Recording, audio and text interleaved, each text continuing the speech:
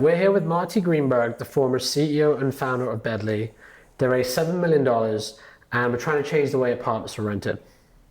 So how's it going? It's going good, man. Thanks for having me on. What's the story? How did you get here? Yeah, so it started a bit organically. I was living in New York. I was working at IBM at the time, the software business, and my roommate and I had started renting out our apartment kind of on the side. Like everyone trying to make some money, right? You're working, you've got extra space. Now, where was Airbnb at the time? Was that the way people were doing it? Airbnb was coming up. Yeah. Was coming up, but we were looking for somebody that was a little bit longer term to rent out the space. So there wasn't really like the long-term space was kind of Craigslist, right? Okay. Yeah. So we put up our space up on Craigslist, and that same night we rented it out. I think we had 15 people show up. This was New York City at the time, and it was just finding an apartment was just mad, right? So did you own the apartment, or you were subleasing the apartment? So this was the sublease. Okay. Yeah. Were you allowed to? Not really. No. Okay. I don't think they would have approved, but so we rented. We just sort of rented that room out inside, and then we were chatting and we were saying, well, there's something kind of interesting here. There were so many people that responded to our ad. We had kind of made it very flexible. So we're like, hey, you want to rent months a month. You want furniture, sure, we'll put in a bed. You want Wi-Fi, no problem, it's included. We were just trying to make it really easy. And we were like, well, this is really interesting. And so, my roommate at the time was kind of going back and forth with his girlfriend. I was like, just move in with your girlfriend. Let's rent the other room out. And so, together we rented the other room out. And then we rented my room out, and I had no place to stay, and so. But you were renting it out far more than what you were paying for the space, I assume. Exactly. Yeah, exactly. So we thought it was really interesting. Wow, there's so much demand on Craigslist. Look at all these people who are kind of looking for, just sort of a seamless experience. And oh, by the way, we're making more than we are on the space. So there's something kind of interesting here.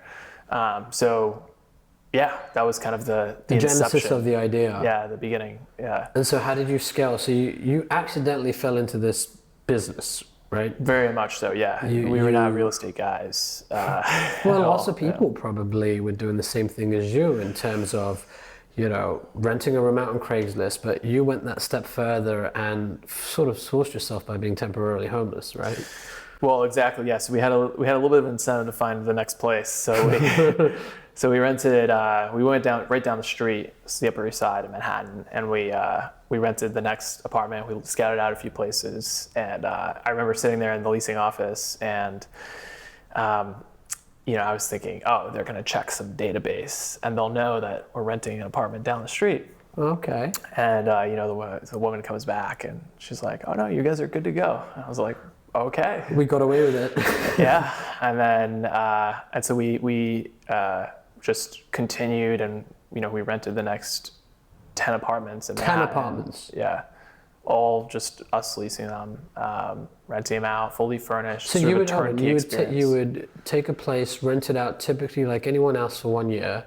The agency or property manager would have no idea that you're also doing this with 9 other properties. Correct. You'd be the master lease. Yeah. And then you would go on Craigslist, put an ad out, have people come and pay way more. So you're now at 10. That's right. Are you making good money at this point? Pretty good money. Yeah, pretty good money. Well, what was the math like, by the way? Like, how much did you rent it for on average? And just when you were doing your startup? So when we were doing it at that time, we would roughly make, we got better over time because we were better at picking out the properties, but in the beginning we were making about $1,000 a month per apartment. And you were spending how much on it?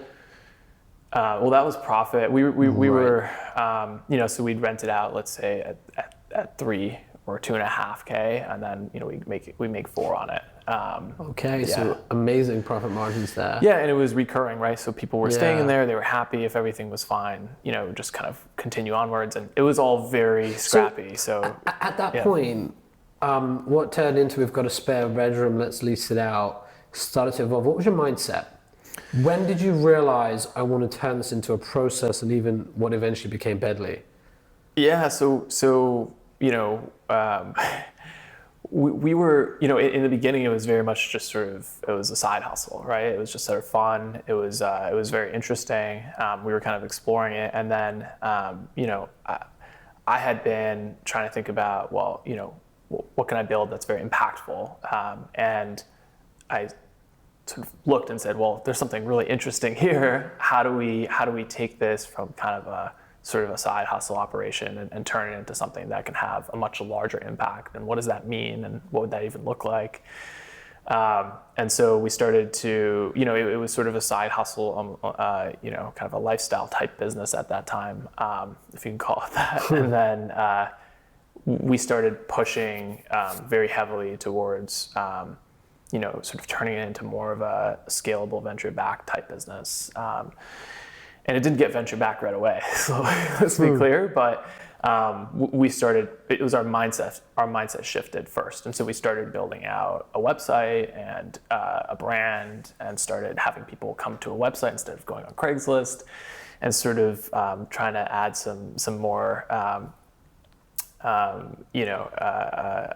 Some more brand and some more legitimacy, essentially, to what we were doing, rather than people finding us on Craigslist.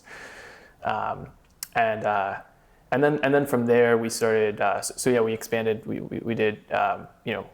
We expanded into Boston, and then we got into an accelerator in Boston called Mass Challenge. You're pre-funding at this stage. Totally. You're just organically growing. You've got things going on in New York now. Yeah. Now you decide to go to Boston.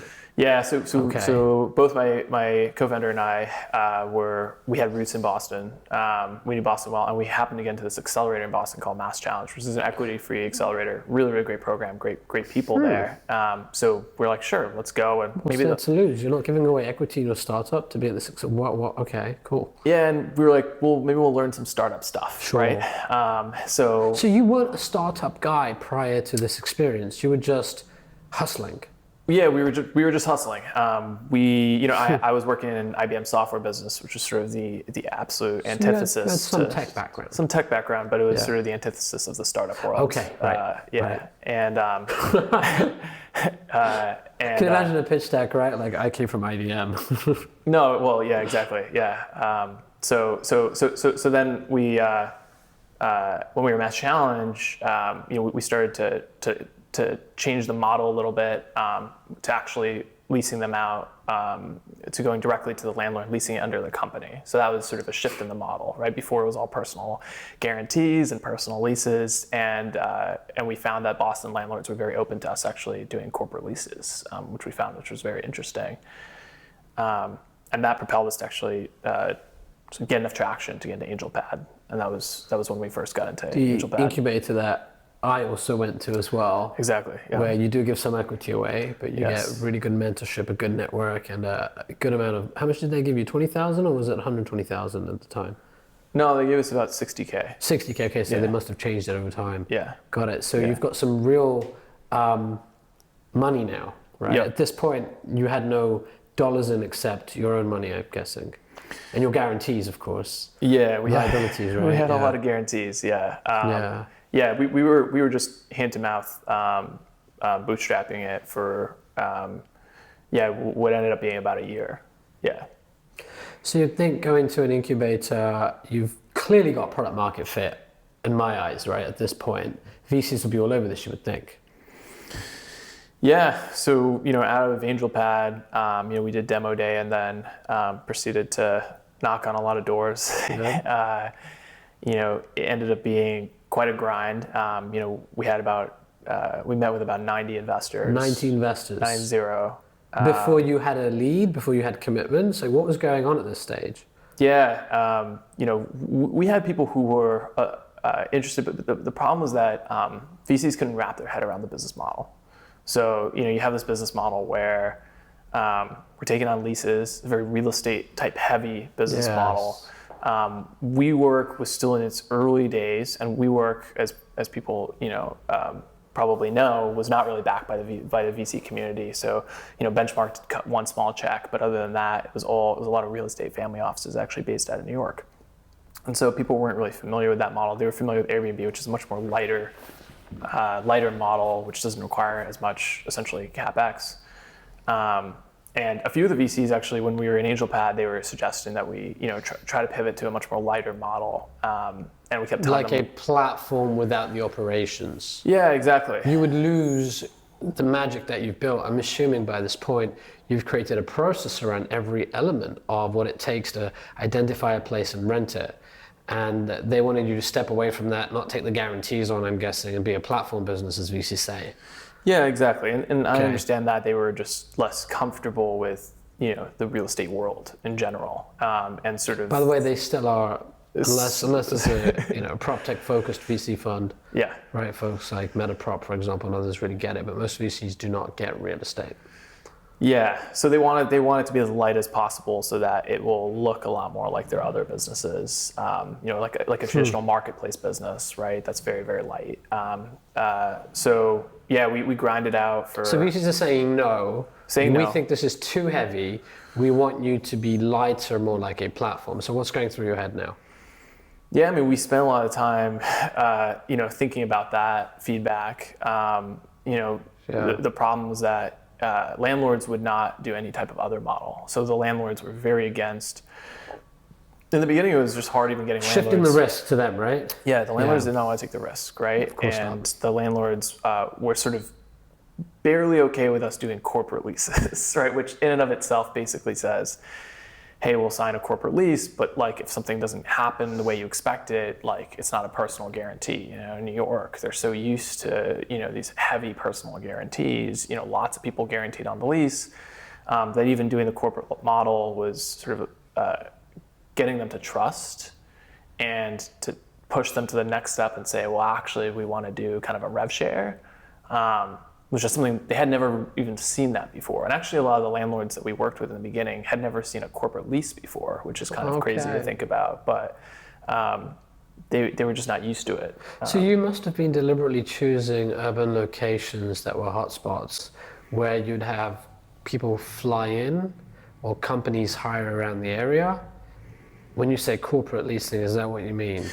Actually, what I mean by a corporate lease is it's a lease that's signed between the landlord and the company, in this case, us. Okay, so there's not a guarantee, it's with the company itself, okay. Yeah, exactly. They're very used to signing leases with people, specifically. So your model was working in all areas, basically. You were tested out in New York, you're now testing it out in Boston. Yeah. It just tended to work. Yeah, we were all personal guaranteed up until we moved into Boston. And then Boston, we did corporate leases. So you were trying to create a new model. Yeah. And landlords hadn't really been used to this idea of a corporate lease and B, the idea of a revenue share. That's right, yeah. And there were very few landlords that were familiar with corporate leases because of the corporate housing market. So the corporate housing market had done corporate leases, but only in very, very luxury type buildings. So if you were a luxury building, they were familiar with it.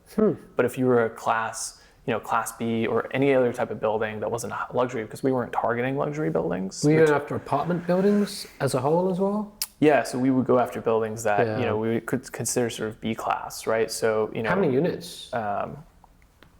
I mean, it would range from 3 families all the way up to 20, 25 units. 25 units, got it.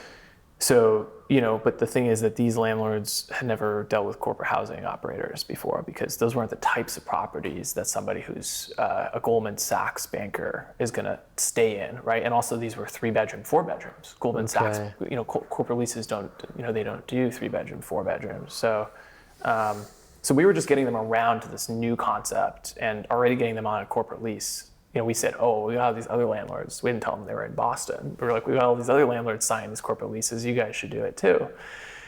And by the way, keep in mind at this point, this was 2015, and co-living was not a thing. Campus was the only company that had come before us, but this wasn't a part of the conversation. This wasn't something that people talked about. This wasn't like some movement. We were just going out there banging on doors with landlords, telling them they should change how they rent. So, did you feel you were alone at the time in that you had this market to yourself to capture, and there wasn't real apparent competition? Or did you get this paranoid feeling that there were others chasing the opportunity too? No, in the beginning, there was nobody else out there. So how did that feel to you as an entrepreneur, the mindset there?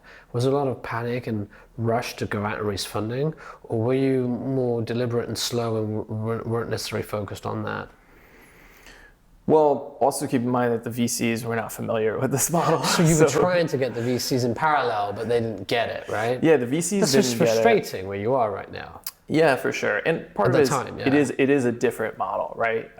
Sure. So they were just, it was Is the hard model for them. still not proven out at mass level? Correct, yeah. But at that time, 2015, there were no precedents prior to you. Well, co-living wasn't a word at that Yeah. point. So, this was before Common and some of the other guys that have come on the So scene. arguably, you were one of the first players and one of the first leaders in the co-living space. Yes, yeah. Well, we were the largest and Campus had came before us, and Yeah. Campus was, it came out of the Teal Fellowship, and Sure. those guys had, they had sort of started this idea of, let's take these apartments like in the Mission with 10 bedrooms and sort of make it this kind of community. Right. And they were struggling, to kind of figure out, their market and where they were going after. A 10-bedroom apartment is also hard to find. But there was really nobody else kind of in the space doing anything else. Nobody else doing this. How did you go and get VC funding then? You've had 90 conversations now. VCs are uncomfortable with this. But we're here because there was success at some point. You managed to get the VCs. How did you do that? Well, I think there was multiple things. I think in the beginning, first I was a terrible fundraiser. I think probably You made mistakes. Yeah, well, I think we weren't communicating our story well of what we wanted this to become and where this could be, where this could head. I think that when you think about this space, it is. You do have the opportunity to build almost like the Apple for housing. You can control the whole physical environment of the space, and that's a very powerful idea. That's a very exciting idea. And that was not how I was pitching it in the beginning, for sure. So, I think we got better at communicating it. I think that we also started to focus more on investors who are high conviction investors. And I tell founders to do this a lot, which is like when you have a difficult business that's unfamiliar, that VCs are unfamiliar with, that you need to target high conviction investors because... What does that mean? So those are investors that are, they can make a decision without other investors having to be involved.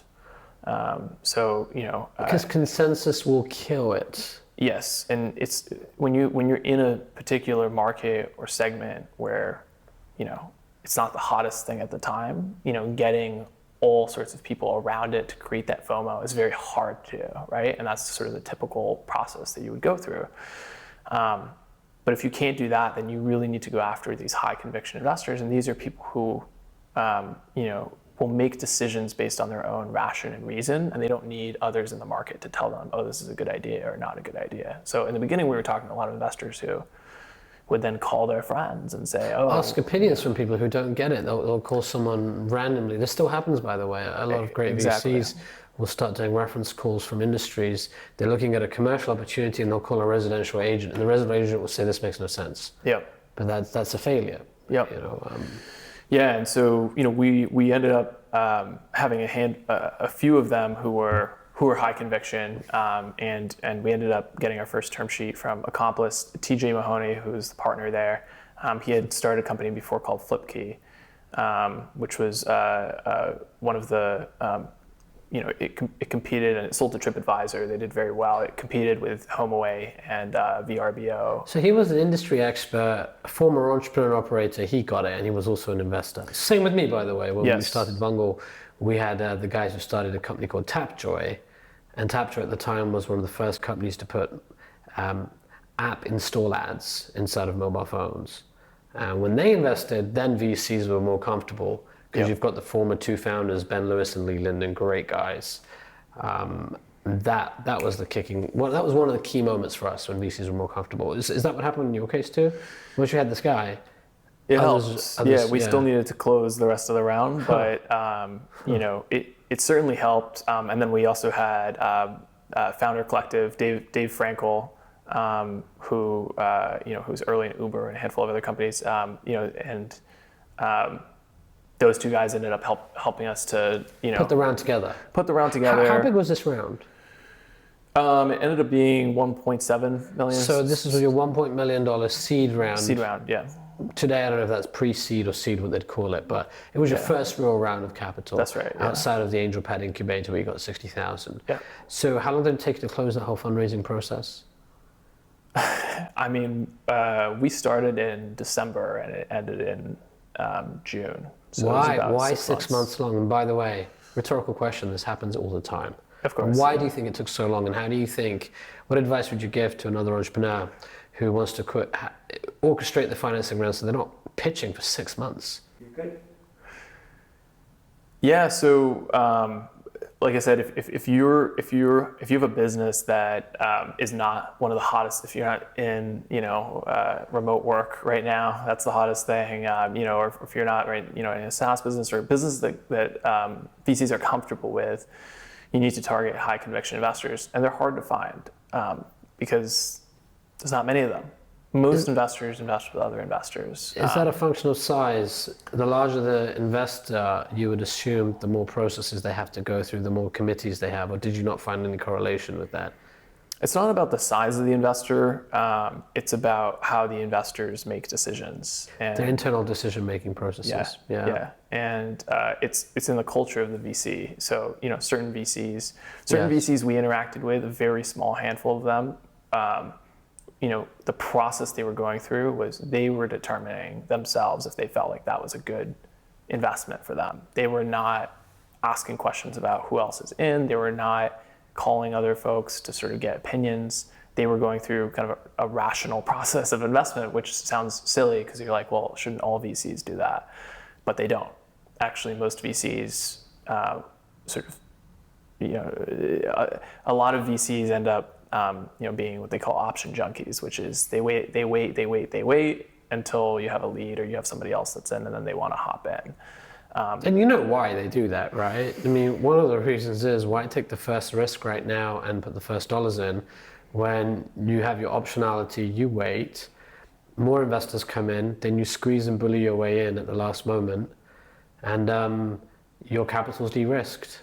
For sure. Yeah, and it makes sense. On the other side as an investor, sometimes you feel kind of buyer's remorse when you've put the money in and 6 months later the entrepreneur still hasn't closed their round, and you're starting to feel like this is scary because if you've created a financial plan that requires X amount of dollars and you only have a fraction of that, it's a pretty scary place to be.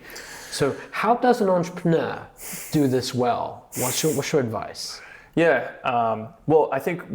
So high conviction investors. Yeah, I think one of the things that entrepreneurs tend to downplay is how important it is to have to build relationships with other founders in their space.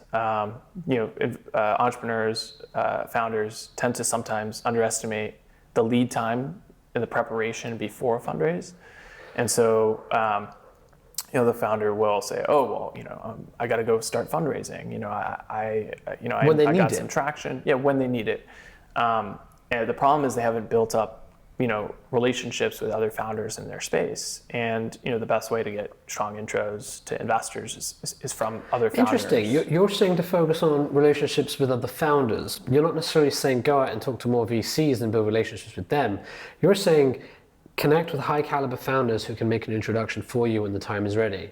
That's right. Yeah, that's right. Yeah. And by the way, being part of something like an Angel Pad or a Y Combinator is very helpful in that way. That helped me. I don't know if it helped you as well. Hugely helpful. Yeah. Hugely helpful for having a community of founders who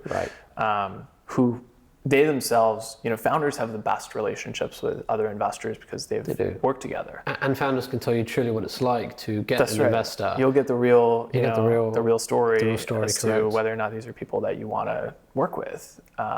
And so But founders want to help other entrepreneurs, and I philosophically believe founders should pay it forwards, right? When you're in a position to help, you should always help. We owe each other that. So people should reach out to founders. early on is what you're saying too. Yeah. Early, before you're going to fundraise, build that relationship. I tell founders to, send updates. Okay. Just put them on the monthly. Send them updates. Keep them up to date because it's more than one meeting. You got to get comfortable and learn a little bit more about that founder. But then once you get to the point where you're ready to fundraise, now you have folks that you built relationship with, founders you built relationships with, and then you can say, hey, I know you have these investors. Do you think they'd be a good fit? The problem that I see sometimes is that founders will have a list of 100 VCs, and they'll just if they can even get the meetings, they'll get the meetings. They'll cold outbound or whatever it is, but their close rate is very low. The close rate's low because the intro was not a warm intro, and as much as VCs talk on Twitter about how they'll take cold intros, the reality is that they get comfortable. The most comfortable they get is when they get an intro from a founder that they've worked with, they've invested in. And so what you really should be cold outbound to is you should cold email the founders. That's right. And then get the intro into the investors. Yeah. Yeah. The other side of that is, you're a founder, you're running a company, people are pinging you, you want to help. And this happened to me a lot. Yeah. And it's always like, happy to help, but after the one conversation, it's can you intro me to the founder, can you intro me to this VC, can you intro me to your VC? I don't know if this happened to you, but how did it feel to me? It felt like, wait, you don't really want to get to know me. You're using me for the introduction to the VC. That's right. I will lose my credibility as a founder if I start referring you to a VC and I haven't vetted it to make sure it's a fit. That's right. Do you have any comments on that? Yeah, so founders need to be aware that this is a relationship that you're building, and it's not a transactional situation. And the founder that you're reaching out to will feel it. They'll know, which way it feels, and but also realize that those founders can be helpful to you in other ways, not just the investors, right? If you're reaching out to founders that are in your space, they've spent a lot of time thinking about that market, and they can help show you insights about that market that might otherwise take you years to figure out. So if you want shortcuts on figuring out your market, build relationships with those founders that have just spent a lot of time in that space. Completely agree with you. Yeah. These founders may eventually become your first investors, even your board member or independent board member or your advisors. Yeah. Either way, they've gone through this prior to you going through it. Why wouldn't you take advantage of that? For sure. Definitely helped me. It looks like you did that too. Yeah, and don't be discouraged if certain founders say, hey, I'm too busy or something. It's okay. Some of them will be, or some of them will actually be looking to see if you reach out again. Persistence. Yeah. Right? Yeah. Agreed. So you've raised $1.7 million at this point. Yeah. What happens between that and the next major milestone for the company? Yeah, so then we started expanding throughout Boston, New York, New Jersey, so all East Coast. We built the team. Before that, it was myself, my co-founder, and one part-time person, and we were doing $1 million of gross revenue a year with 2.5 people. It was a little bit like on Venmo and like a one-page website. So it was very much hacked together, and it was time to kind of take it up to the next step. So we sort of built out the brand. We built out kind of what the experience, we wanted the experience to be, sort of this turnkey solution for people who are moving into a city.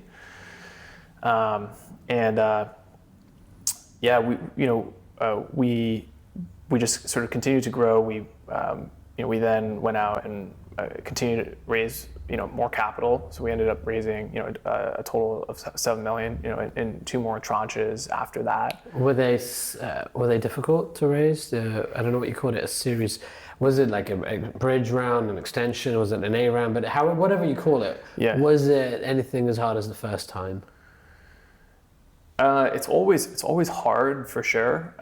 It was definitely helpful having great investors in our seed who could prepare you to get investor ready for the next round. And they knew a lot of folks. But still, again, it was sort of pushing uphill, explain to these other investors, what we're doing. And again, you need more high conviction investors. It makes it kind of a challenging thing. The other thing that was, we had seen what it was like operating the business at 1 million gross a year, which is not very large in terms of how many properties you have, right? Once we started to scale, we started to sort of understand a lot more about the mechanics of the business and the cash flow dynamics of the business, and how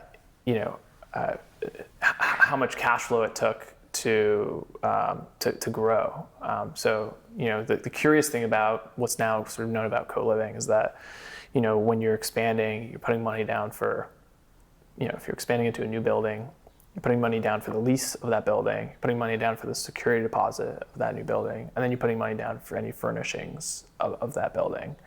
So, couches, chairs, tables, you name it, everything. And then you need to fill that with people. And between the time that you're leasing it and, you have the people in, you're paying that rent, right? And it's empty. And so there's a tremendous amount of cash up front for each new property. And so the faster you grow, the more cash you're putting in. And if there's any changes in the business from an occupancy perspective, then you also have a cash burn, right? And so, correct. We were just finding out these like interesting mechanics about the business at a larger scale, and there wasn't really. The thing is, we were building at multiple levels, so there wasn't an established distribution channel for co-living. There was no coliving.com or Airbnb for co-living. So we were essentially building out the entire distribution side, which is we need to find people who are looking for a co-living apartment. And you max out on Craigslist really quickly, right? It's very hard to scale on Craigslist. So now we're trying to find this very specific type of renter. What scale are you at by this point? We were scaling it. We were at 1 million gross, then we went up to 2, 3, 4. We went up to about 8 million gross. 8 million gross revenue. Yeah. And how many units were you at? You started off with 10 at the beginning, and then. Yeah, so that was so we went up to about 800 rooms on the platform. Yeah, 800 rooms on the platform. Yeah. Now you're offering really good coverage for an end user, right? Now there's a network effect to your business. Would you agree with that? For sure. Yeah. The more rooms you add, the more powerful your platform and your network. That's right. And you appreciated that too. Yes. So it was about scaling this and doing it properly. Yeah. Okay. Yeah. But heavy CapEx business, and the way that I sort of compare it is I say, this is the type of business where it's an infrastructure play, because, when you think about, I can choose from 700 rooms, it's still not that much, right? Because if you wanted to pick a very specific type of room in Tribeca in Manhattan, that's hard to have that type of coverage, right? When you're comparing it to, for example, like a Street Easy, right? Where their coverage, because they're just a flat platform, is huge, right? And so you don't really get those network effects until further on in the life cycle of the company. And there's a tremendous amount of CapEx to actually build the infrastructure to get to that point, sort of this big hill to get. And the whole time going up, you have to sort of convince financiers, VCs, and explain to them, this is how the model works. This is how much CapEx is required to get to that point. I compare it's very similar to sort of building like a heavy infrastructure business, like building a car or building a new phone, where you have to sort of put a lot of money up front. I mean, building Apple when they were building their phones, right, or building even their computers, to explain to them that there's a secondary network effect that happens once you have all this software on the phone. It's just very hard for people to even grasp and see that next level, right? So, the real magic will come in a model, and maybe a co-living type model or something slightly different, but the real magic will come when a model like that can reach scale, because now you can actually distribute an experience across a vast array of properties. You're saying that the co-living model solves a real need, but it's inherently limited because of scale issues. There are heavy costs every time because you need to put so much work around adding a new unit to your platform. Yes. You've got to go in, you've got to furnish it up, you've got to package it up, you've got to put money up front for the property and pay the landlord. And that's still the problem today. Or is there another way around this? It's still very much a problem today. And correct. There's an argument that it's getting harder. COVID is making things harder for co-living. It is. Yeah. And by the way, many co-living platforms, and I'd like to know if you thought about this, would make sign multi-year leases, and now they're screwed. Yeah. Very large platforms have raised a lot of money, have gone out to try to replicate what you had tried, and were very aggressive and over-leveraged themselves. Now they're desperate to fill their units because the vacancy rates are terrible, and they've targeted areas like Manhattan, San Francisco, areas where there is some flight. Yep. People are leaving, and this is a scary business to be in. It's probably going to leave a lot of investors shy, especially investors that have invested in these companies. Yeah.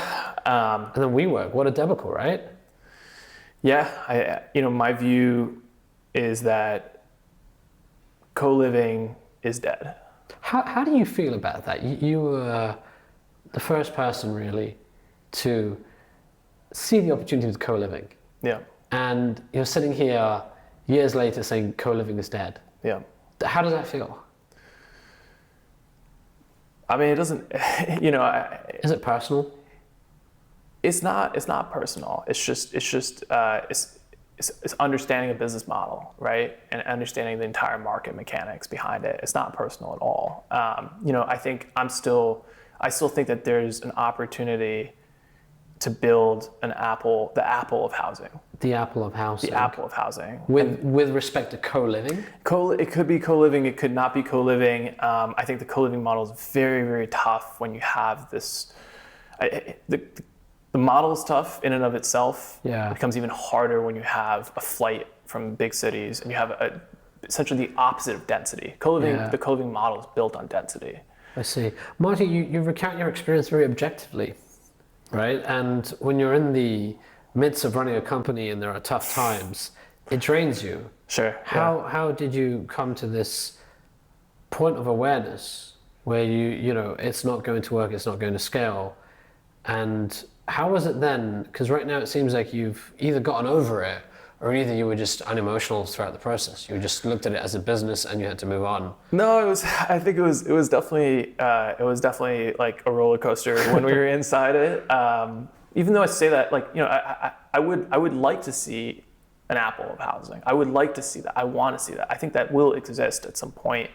The question is that going to happen now? Is there somebody that can come up with a model that can actually make that work? Because that was the original dream, right? That was what I was really excited about. It was this idea that you could make this housing product that people would just fall in love with. When you think about Maslow's hierarchy, what's the most important thing? It's where you live. And exactly. so shelter, yeah.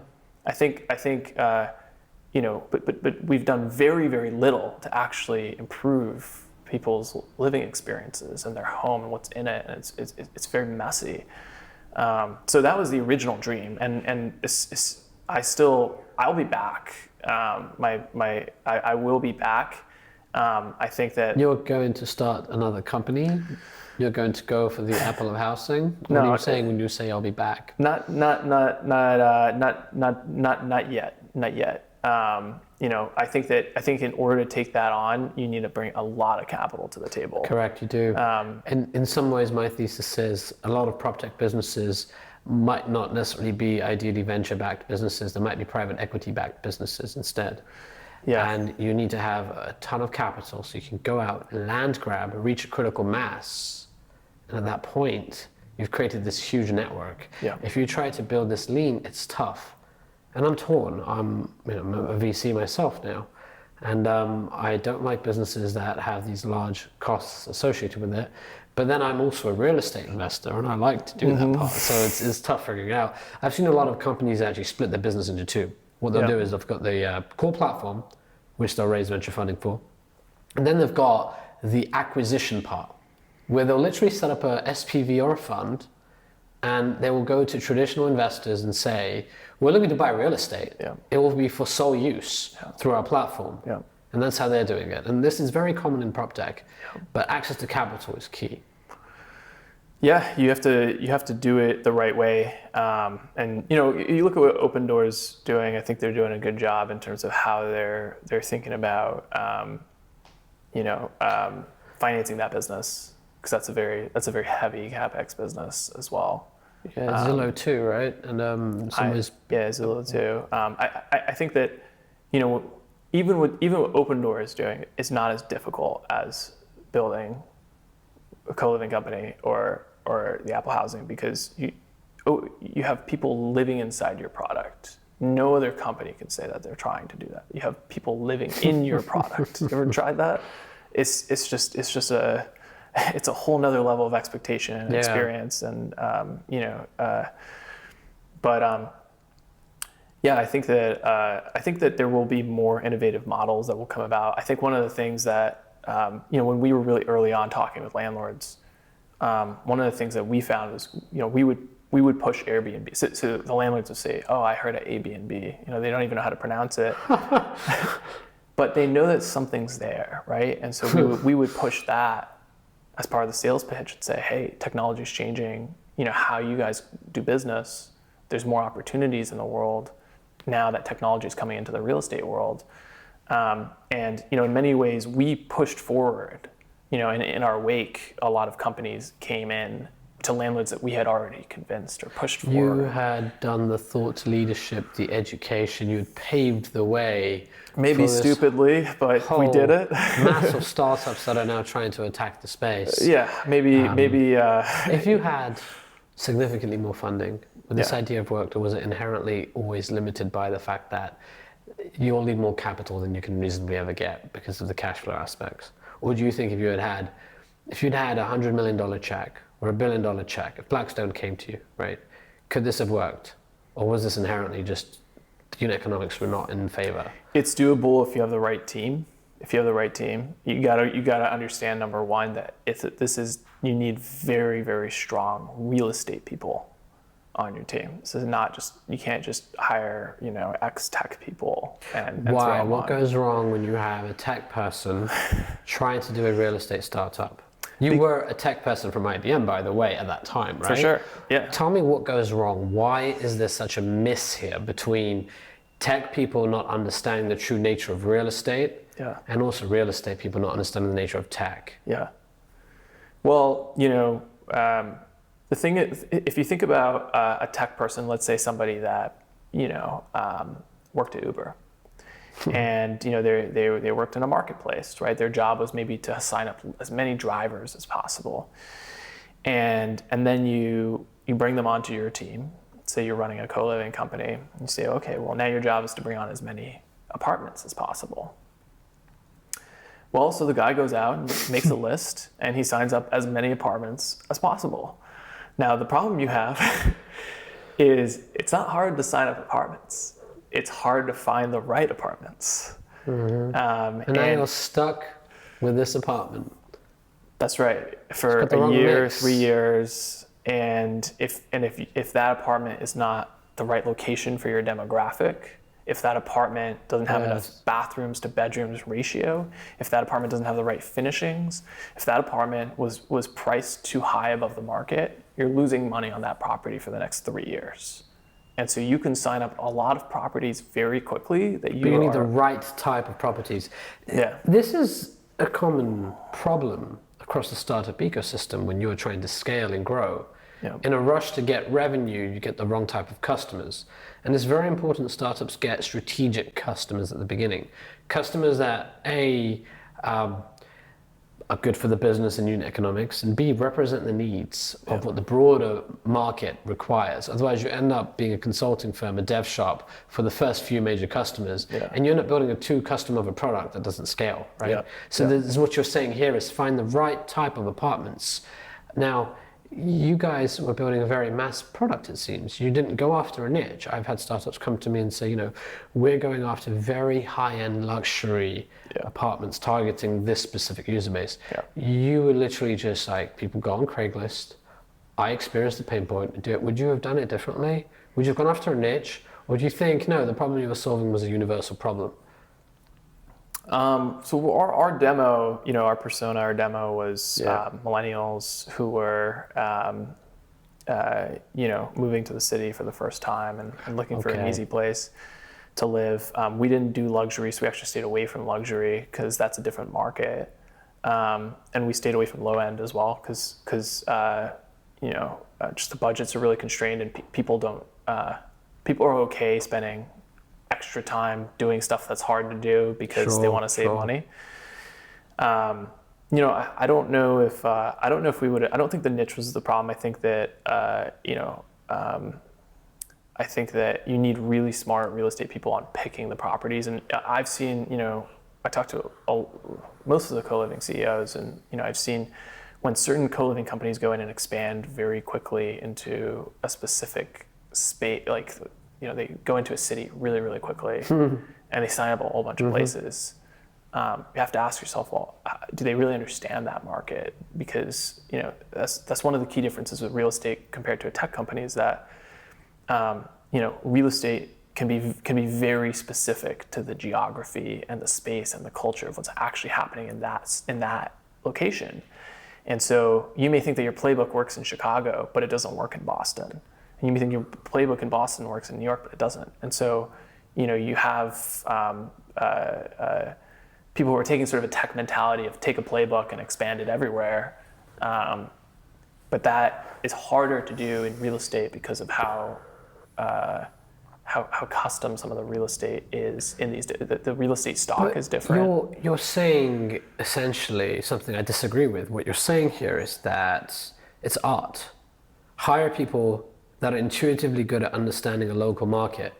The technology entrepreneur side of me says that doesn't scale, and you don't want to be dependent on one person's opinion, right? So can you not automate this? Is it science or is it art? Because it sounds to me like you're saying it's a lot of art. I don't think it's art. I think that when I say you need to hire real estate people, I think that you need to hire people who understand how real estate works. I don't think that you need to hire somebody that just happens to know the neighborhood. I think you need to hire people that understand the mechanics of how do you value real estate. I think about companies that are, co-living companies are basically owners of, they're essentially real estate investment firms in a light way. True. And so, there are some really smart companies now that are pulling in a lot of data points to help investment managers decide what to invest in real estate. Certainly, you can automate that, but that model needs to be built correctly. That model cannot scale across geographies without some serious fine-tuning. Yes. Massive opportunity, by the way, for AI itself. Yep. And a danger red flag for any person who's trying to expand to a new geography and thinking what works here in New York is going to work in Boston. Yeah. Yep. Now, you say you need real estate people on the team. Where? Do you need real estate experience in sales? Do you need it in product? Do you need it across the entire organization? Can you get away with hiring junior people who don't have real estate? Where do you need this real estate experience? Can you get it through advisors and investors instead, or do you need it on your core team itself? It depends on the business for sure. I think that if your business has a little bit more of if you're making a bet on a location, so for example, if you're helping real estate investors figure out, if your software helps real estate investors make better decisions, then you need real estate investors or people who are smart about real estate investing on your team to help guide the model, the algorithm that you're building on the software side. On the other side, if you're selling a SaaS product, let's say to commercial buildings, it's probably a good idea to have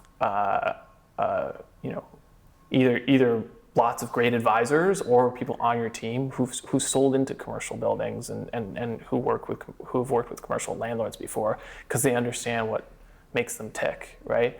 And I think one of the things that we were hugely, part of making this mistake was that, in that we were just very anti-hiring anybody from real estate because we just felt like they were sort of really now. We just felt like they sort of represented the old Yes. school, old yes, world. the old guard, right? Yeah. The traditional people that were disrupting. Yeah. I experienced the same thing. When I started out Vungle, we were trying to disrupt traditional advertising, and I did not want to hire anyone from the traditional advertising. I would hire junior people straight out of college instead. I actually looked for people who didn't come from industry because they were naive enough to not have the same patterns that experienced people have. Later on, though, I needed to supplement it with experience. But early on, product market fit, I found that the people who said it wouldn't work were some of the traditional people from the traditional industries. Yep. So you're saying something different now, though. You're saying you need the experience. Traditional. It's a very difficult it's a very difficult thing because you're trying to change an industry. Correct. And so you don't want old thinking. No. But at the same time, you need to understand how your new model will work in the world Correct. that exists The today. context, the customer context, right? If you fail to understand the problem, you're going to build something that is what you think the problem is. Yes. And you need that customer feedback, and you need people on your team who can tell you. Yes.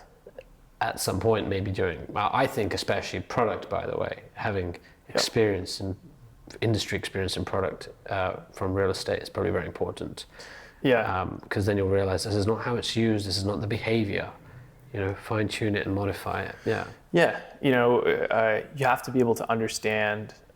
We were hugely part of this thinking, which was just, hey, we don't want any real estate people even near us because, oh my God, they're going to be like, they're going to give us all their old ideas and this is not going to work. Cynicism, perhaps. Yeah, that and this is not the way it's done. This is the way it's worked before. Which by the way, for an entrepreneur, isn't that the most validating thing? Right? Like, I should definitely do this if they say it can't be done. They're so ingrained. For sure. Yeah. I think that you just have this, and I totally resonate with a lot of the founders who think that way because we definitely did, which is like, you just talk to these people who sort of see things the old way and they're always saying, no, it doesn't work that way, whatever. So you're like, well, why would I want to bring one of those people inside my company?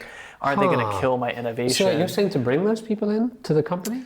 Aren't they going to script the culture? Well, I think that you need to bring in, I think it needs to be done the right way. So I think you need to bring in people. So this is where I think that startups and founders get it wrong. Is they have an innovative, let's say a SaaS product that they're selling into, let's say commercial landlords, right? And they have a really great. They've done some interviews, et cetera. But the problem is that they don't have somebody who's really, like I said, talked to these landlords, really engage with them, knows what makes them tick. So you need that to be able to go to market. Otherwise, your go to market will fail. Now your idea may still be a very innovative idea, but you want to make sure that your go to market works. And I think one of the things, and I learned this a lot at Angel Pad actually, which is that you have to be able to listen to a lot of criticism, but doesn't mean that you have to, take it in. But you have to listen to it and think about it, and not take it personally. And don't take it personally. It's very. I see entrepreneurs get very defensive when you get feedback. I was defensive too once as a founder, right? And you're right. You definitely need to be able to listen. So that real estate guy who you hired, who you think is the enemy, is now telling you something, and you need to listen to what he's saying, or he or she is saying, because they're giving you really valuable information about how the rest of the real estate world thinks about things, and that helps you. Now, even though you're not asking him for his opinion on whether or not him or her, or whether or not your idea will work. But you're asking them, well, how do people do this? How do people do that? How do people do this? And you just get so much rich information about the market when they're right there in front of you. You can ask them all these questions. Right. Marty, something that worked well for us was, and this is, I think, universally applicable to entrepreneurs. This is more of a mindset comment, but when a customer you really want says no, and they're vehemently against what you do, take notes and literally put their damn logo opposite where you wake up and say, one day that'll be my customer. Because when you convince that customer, right, that's when you know you've really nailed it. And when you can take a naysayer and make them your biggest advocate, that's when you're going to build a great company. So that was something that I did. I used to play a lot of games, and our target audience, unlike in real estate, we were targeting mobile developers, people that build games. Yeah. And it hurt. I loved these games, and these guys didn't want to give me the time of day. I didn't care. I said, one day I will get these guys. Yeah. And it took years and years.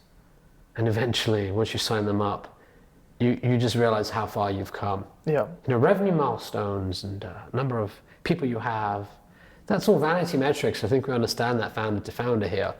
But when you really get a critical customer, that is what speaks of your success, right? When you've got that naysayer and secured them, then you know you can go take on anything after that, and you set your sight on even bigger customers. Yeah. Well, at that point that the wave has started to move, right? And sometimes those really tough customers, they need to see other customers come in. They need to see other points of traction. They're sort of like the late adopters, but once you know those late adopters are coming in, it speaks to how far you've gotten the product into the market, how good the fit is. Really, and real estate is an industry where it's very important to find your product market fit and identify the right initial customers for your product, especially finding early adopters. I think PropTech right now is in this midst of massive change, somewhat accelerated by COVID. But also I think most real estate owners are asking themselves the existential question, will this work 10, 20 years from now, or will we get left behind and disrupted by technology? Mm-hmm. This is a great time to be doing a company in PropTech for sure, I think. Yeah. So any questions for me? Anything you're curious about? Any questions you want to pose either as like an investor in the industry, either on the real estate or PropTech investor side, VC side, or even as an entrepreneur? Sure, yeah. I mean, there's all these founders out there who are kind of working away hard on their products. Yeah. And I think a lot of them are always asking, hey, how does a VC what is a VC looking for, especially in this case might be more PropTech, what are VCs looking for, how can I kind of stand out from the crowd of the other companies that are out there, so how do you think about some of those things? Yeah, I think it does go back to what you said initially. The mistake you made at the beginning was selling the vision. If you come in too tactical, you're losing the VC. VCs want to target something big and disruptive, so sell the vision. When you were running Bedley, I think you realized perhaps positioning it as something that could become a platform, perhaps even the Apple for housing. Yeah. That's an inspiring vision. Once you've got them interested, now they want to work backwards and understand how you get there. Yeah. So I think selling the vision is very important for an entrepreneur, and you get so caught up in the details that you're excited to talk about the tactical aspects. A lot of entrepreneurs and founders, when they put their deck together, it's a very product-focused deck. Yeah. Entrepreneurs tend to be product people. Yeah. Thinking about their business, at least from a product mindset. That's not what the investors do. Your customer deck isn't necessarily your best investor deck. They're slightly different, and you need to have more of the vision. If you go in with big visions for customers, they're going to say, I don't care. Right. Just make me more money. Yeah. I own this asset, squeeze more revenue out for me, and give me a personal guarantee or get me comfortable. The VC doesn't want to know about that. They'll get to that later. So I think sell the vision for sure. If you're approaching traditional VCs, that's especially important. If you're approaching more PropTech VCs, which are now emerging, those guys are great. They really get it. I talk to them and do deals with them too. They will say something like you've just said too. They look for entrepreneurs that have the mix of real estate and tech. Too often they see technical people building solutions that the real estate industry doesn't need. It's a nice to have. Yeah. The industry is full of this. It's a nice to have, but will it scale? And then the other end of the spectrum is, this is a real estate person that's coming to me with an idea. They clearly don't appreciate the technology side of this. They haven't done their research. This has been done so many times before, and it's important they understand their market and understand how to implement technology. I see a lot of service businesses, for example, trying to pitch themselves as VC businesses, and they haven't quite added tech around it. Now, the sweet spot obviously is when you've got the tech and real estate together. That's key. I also think the quality of your key customers, I'm not as focused on the scale of revenue you have, more focused on the unit economics, which again, when you talk about Vedley, that rang true, right? When you said the unit economics were ones that required a lot of upfront cost to service. So that's something that is important because it needs to scale. So broadly speaking, it's tough being an entrepreneur in this industry, but I see this new wave of PropTech focused VCs emerging, strategic companies out there too, like the JLLs, and even the CBREs are starting to make venture investments. And those guys get it. They really get it. And you have a lot of these PropTech guys now, PropTech VCs that have, LPs. A lot of the LPs are big real estate guys. Correct. They can sort of, not only do they have actual good insight into what's happening, but they can also sort of sometimes bring some properties along with it if that's what you're looking for. Your core customers, right? Yeah. They can open up doors for you with their immense sandbox. They have a sandbox of real estate assets that you can essentially access. They also have really good insights into where the market's heading. They can pick up the phone and call some of the most powerful real estate players in the world and immediately know this is a need. And if they see that you tick that box, that's great because their LPs are of that type. Right.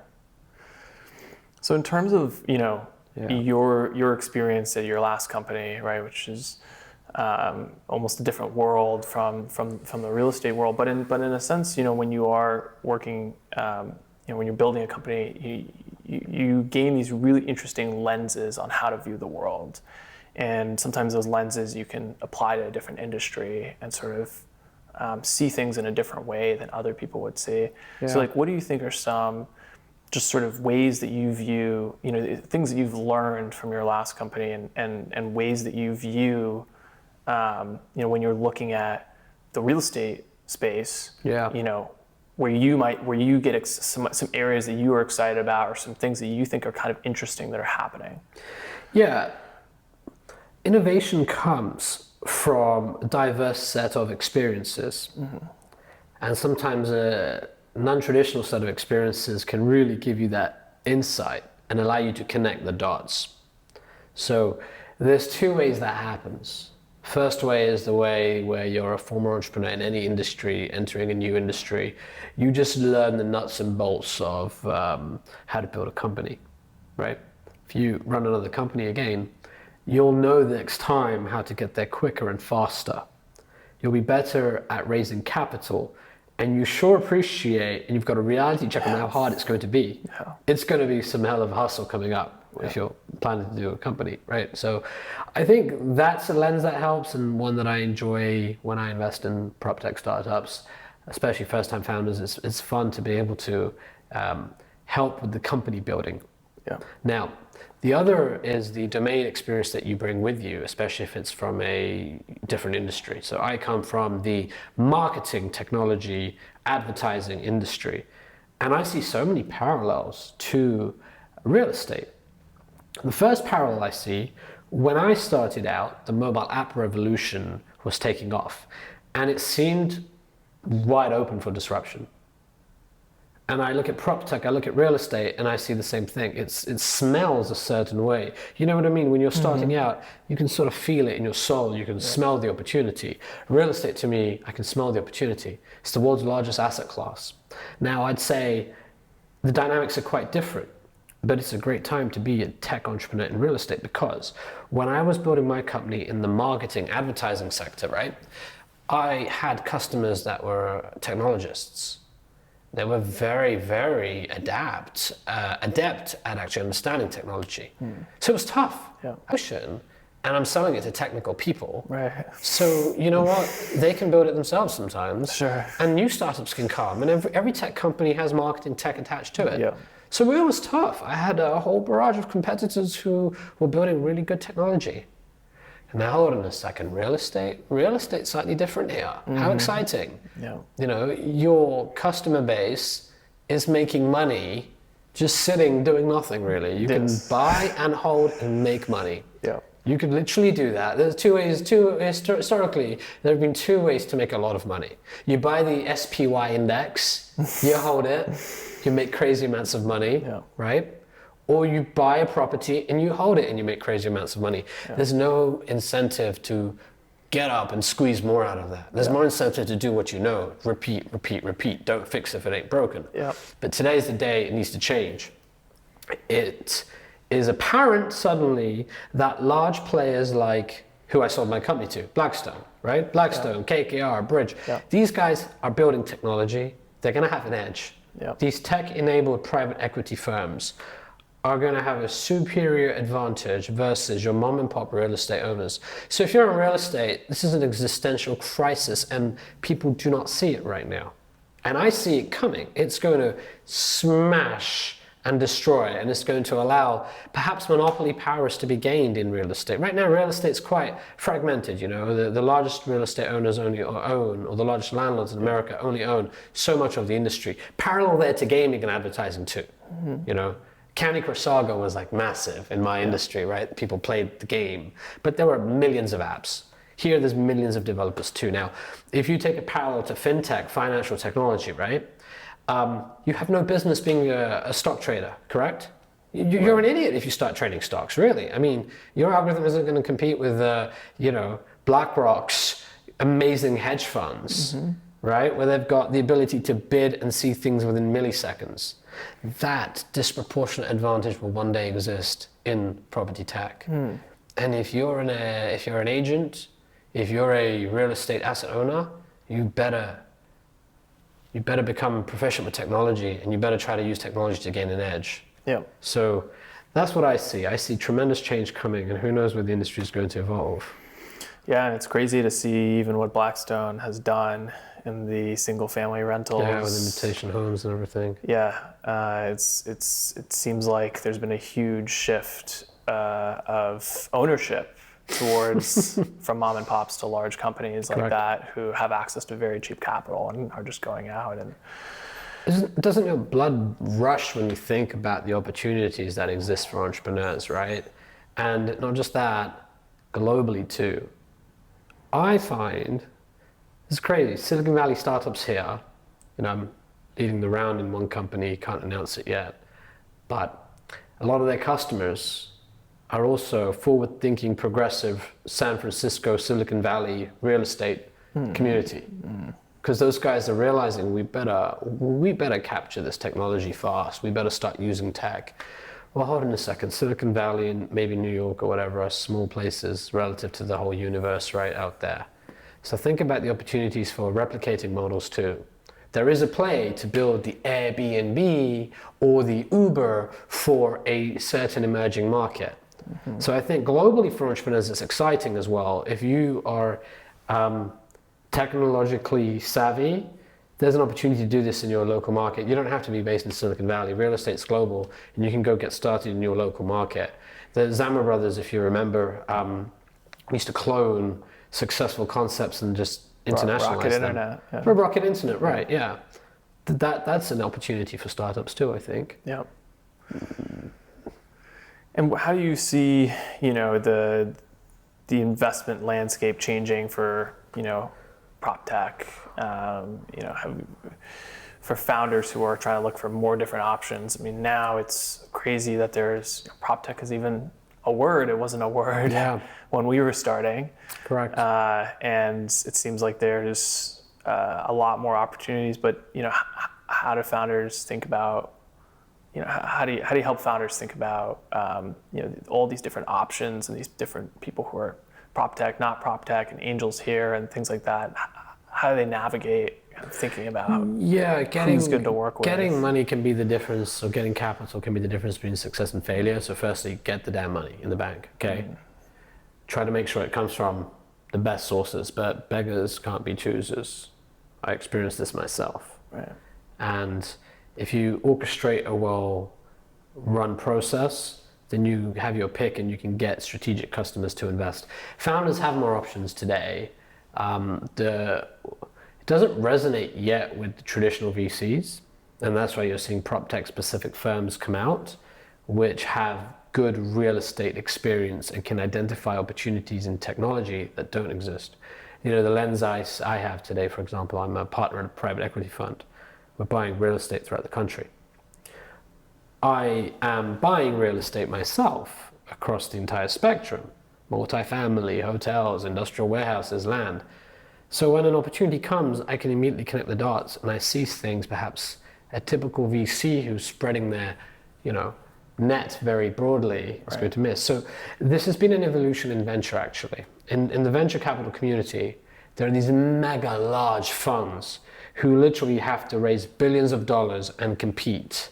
And they're the ones who can come in and pay more and have great value-added services. Fantastic for getting your business at a high valuation, creating hype, getting ready for a good M&A outcome, or rolling up and getting ready for being an acquirer or even going down the IPO market. Sure. So what happens to everyone else who's trying to be like them? They get crushed. You have to focus. You become a mobile VC, or you become a biotech VC, right? Or in this case, you become a PropTech VC. Find your niche in the universe and own it. Yep. And there are more and more. I'm one of them, right? I'm looking to invest in PropTech startups, specifically PropTech startups that can improve real estate itself. As a customer, for example, buying real estate, if there's technologies that can help me and help my fund and other funds who are our co-investors in projects or our limited partners, I want that. I want something that will give us an edge. I want to bring Blackstone capabilities to, all mom and pop investors. Then there's also trends that are going to shape real estate that I see that I'm very excited about. And I think I see those trends because I'm an entrepreneur as well, like you are. You saw the co-living space emerge years and years before. So yeah. So speaking of that, a lot of these PropTech VCs are, in many cases, people who've never built anything before. And so how should a founder think about that? Is this just somebody that's going to just give them money, and are they going to be helping them but not in the right way? How are they supposed to think about these folks who've never actually built anything and are coming in, maybe giving lots of opinions, maybe they're going to sit on your board, maybe they're going to tell you to do certain things. Someone sounds like they may have experienced this. Someone may have. Touche, me too. You know what? Putting together the right syndicate of investors is really a complicated topic. Literally, we could do a whole episode podcast on this itself, or even write a book on it, right? But you've got to look at what you want from your investors, and you've got to be able to quickly identify investor A brings this set of expertise. So I will go to investor A for all related issues about building a company and scaling. Investor B has never built a company. Any advice that guy gives me about growing my company, I'm most likely going to disregard it. But what I do want from investor B is how to create hype. Investor B is really good at that, has been part of some really fast growing companies. Investor B can recognize patterns that investor A may not recognize. It's how you use and leverage the skills of your investors. So if you're a smart entrepreneur, you need to look at your investor base and you need to put them in a box, to be frank. Put investors in a box and say, this is the guy who can help me with customers. This is the girl who can help me with figuring out sales. This person knows software as a service. This person doesn't know shit. They're just paying a lot of money. And great, fine. I needed that to start with, okay?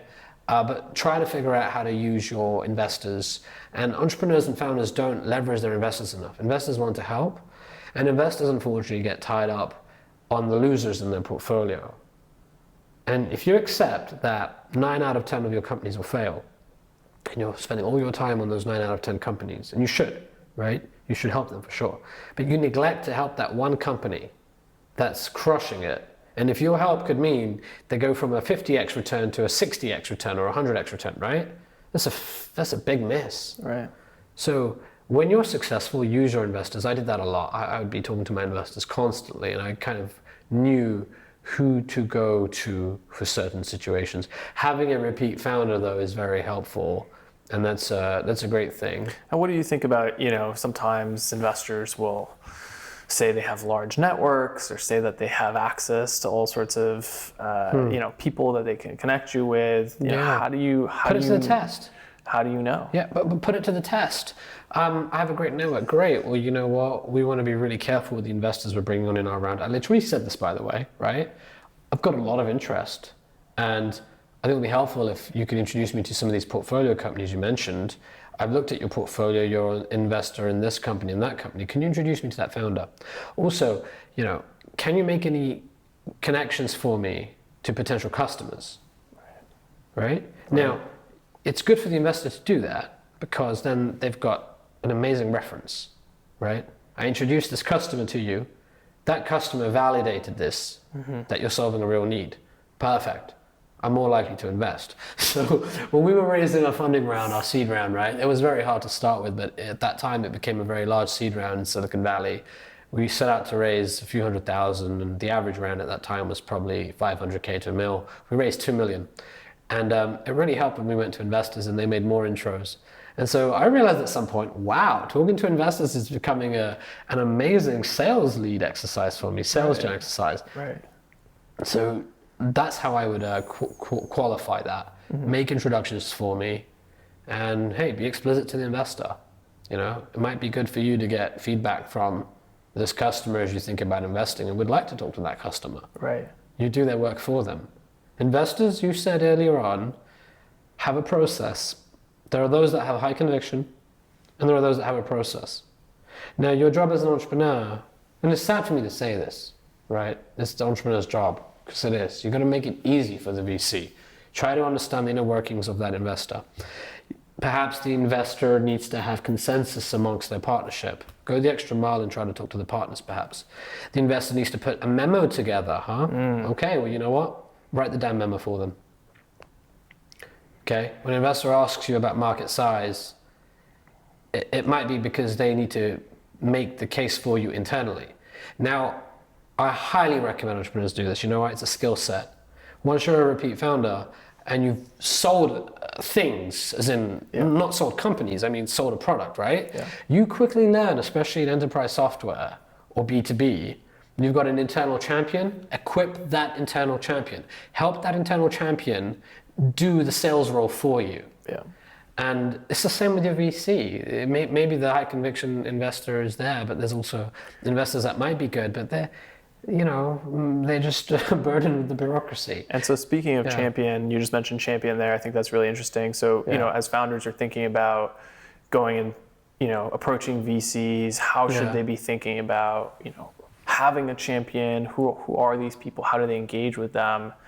And how do they get feedback, on what's happening? I think that's one of the things I also hear founders is, they'll have a meeting they think went well with a VC, but then, they don't hear much back, or, it's very silent, and they're just sort of left wondering what's going on. And then a week later they get a no, and they don't know what actually happened. So there's no way for them to learn. So what do you think about, sort of that dynamic, and also, how the champions might play a role in that? Wow, that is an amazing question.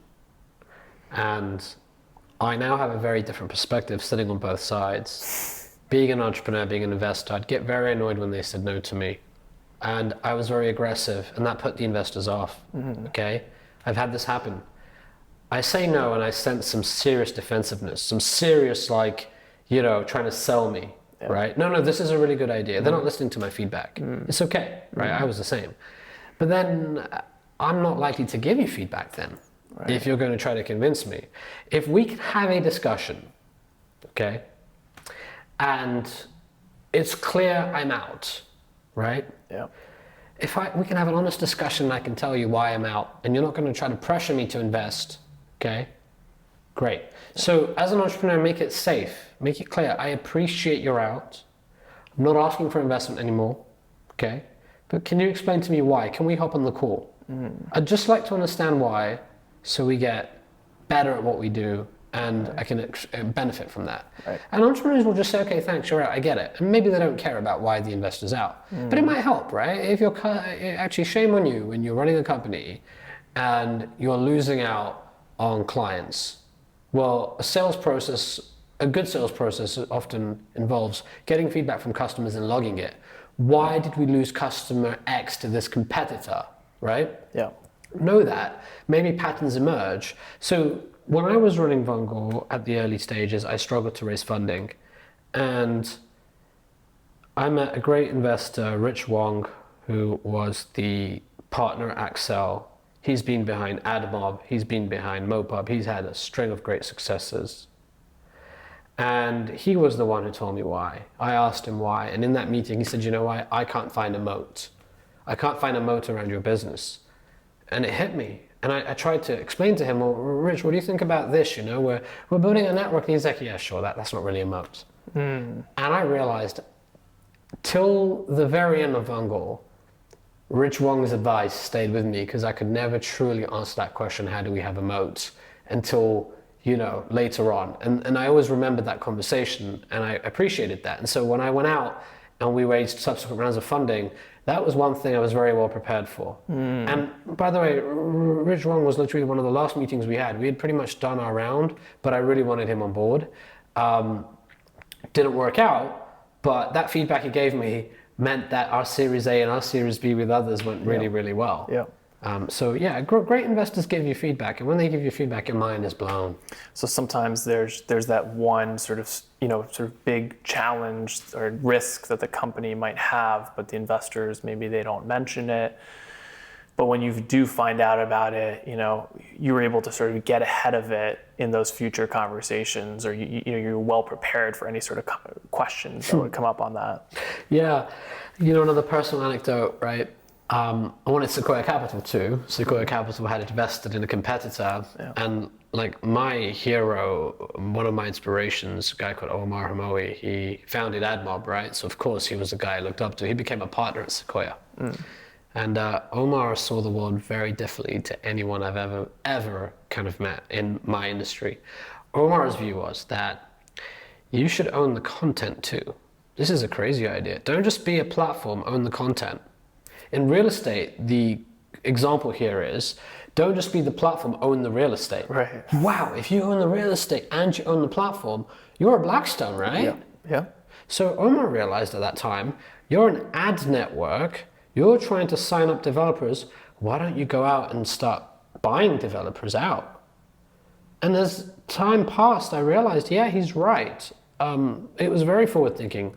No VC I met, literally no VC I met understood that. I pitched it to my own board, I pitched it to future investors, and I said, part of my big plan is I want to go and buy developers, right? They were like, are you freaking crazy? Right. Like, no, you're too distracted, you're crazy. They told me that, right? Well, you're the same guy that said I was crazy when I told you, I'm running this idea and I'm going to grow it and I'll never get $1 million in revenue. Now we're at multi-$100 million in revenue, people are calling me crazy, and it's like, give me a break, come on. Right? You saw co-living happen. I saw the app industry emerging, so I had kind of more progressive ideas. But let me tell you specifically what I mean here, right? Why was it in the end that our most likely acquirers were other gaming companies, other content companies, right? Tencent in China is excellent because Tencent used to buy games and they had their platform. So do it the other way. So one of our competitors ended up buying gaming companies, and they were backed by private equity players, and they've raised hundreds of millions of dollars, and they've gone out on an acquisition spree, buying games and also developing their own games and having their own ad platform. In real estate, if you pull that off, wow. Like that's something I'm interested in the future. You need a lot of capital, even on my side. That's the level of capital that I do not yet have access to, but I'm working my way towards. If there's a great company that emerges, you realize, you know what? Screw being a VC in this. Let's literally buy the company and buy the real estate alongside it and turbocharge it. Then you become like an Amazon, where you own the real estate too, or a McDonald's where you own the real estate too. It's full stack. And one of the things that, the Apple, right? The Apple of housing. That's right. Yeah, I mean, you can really control the experience. It's one of the reasons that Apple provides such a great experience. They control the whole stack. And it's nothing against the Android guys, but it's one of the reasons why the experience is a little bit less. And so but sometimes those crazy ideas need a lot of capital. For sure. Well, Marty, this has been so much fun. I can't wait to see what's going to happen in the industry and what you're going to do as well. But You are one of the pioneers of the co-living movement, and it's been a pleasure to have you on board. Thank you so much. Thanks for having me on, man. It's been fun. This is the PropTech VC Podcast. We give you unique insights into how innovative technologies are disrupting real estate. We interview top entrepreneurs, investors, and knowledgeable experts to share the inside scoop in this fast-moving industry. It's hosted by leading PropTech VC, Zain Jaffer. Let's dive into today's content.